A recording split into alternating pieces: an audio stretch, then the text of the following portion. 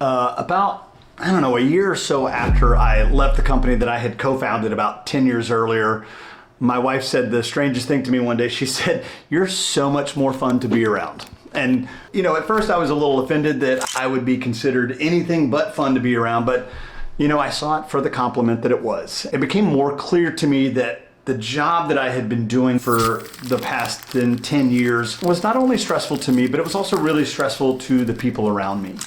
Much of my happiness for those years was really based on external stimuli. New clients, bigger gigs, exotic travel, things like that. I really relied on these external things to be okay. Intellectually, I understood that happiness is an inside job and that I couldn't rely on shit going perfectly in the world for my well-being, but operationally, I still largely depended on external circumstances to make me okay. This is obviously not a tenable arrangement. It's not sustainable. As we move into this second half of life, we have to stop relying so much on jobs or money or things or people to be okay. We have to start cultivating something a little more permanent, a little more dependable. And that's like an inner sense of okayness, regardless of what's going on out in the world.